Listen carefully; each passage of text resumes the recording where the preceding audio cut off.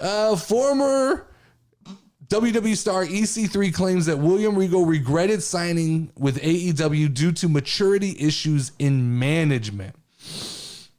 This is interesting. I find this to be interesting for more reasons than probably just what appears on the outside of this story. So EC3 is saying basically that William Regal didn't like the fact that in a company that still has a lot of development needs, these young wrestlers just weren't willing to take advice in AEW. They didn't want to hear anything. Does that sound familiar? Sounds like something our guy CM Punk was saying, right? So a lack of maturity. That word gets thrown around a lot with AEW, lack of maturity. But this is what happens. This is what happens when your EVPs are wrestlers. And I don't want to beat this because I've beaten this dead horse and I've thrown this around, but this is the truth, right? When you have guys like Hangman Adam Page who openly admits, I don't want to take advice from people who've done this before. There's a line, and I understand this.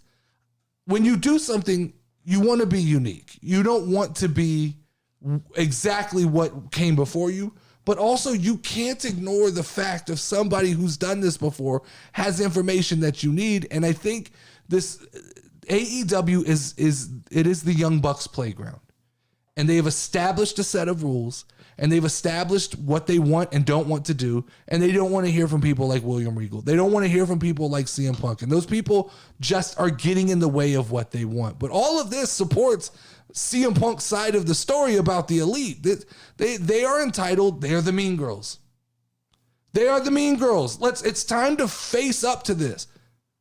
It's coming out more and more. Dax Hardwood is coming out and saying CM Punk wasn't really a problem.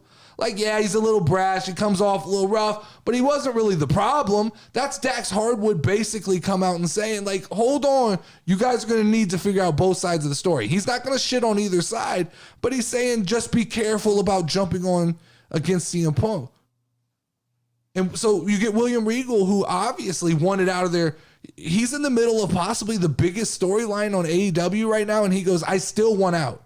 I still want to go back to NXT. I want to be around young talent who will let me teach.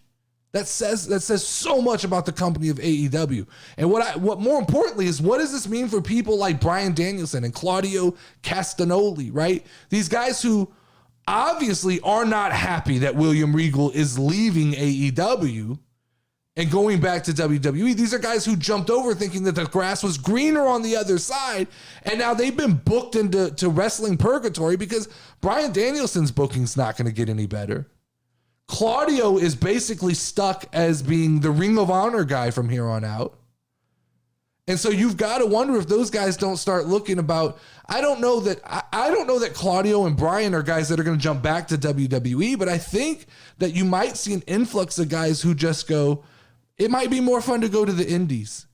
And when you hear rumors of like Tony Khan blocking Bryan Danielson from certain indie events because he wants to be a little more protective, it starts to feel like the party's over in AEW. This idea that it's the everyman's wrestling where they can go do whatever they want. It's starting to feel like Tony Khan, he's getting a little nervous and he's tightening down and he doesn't want these guys going everywhere.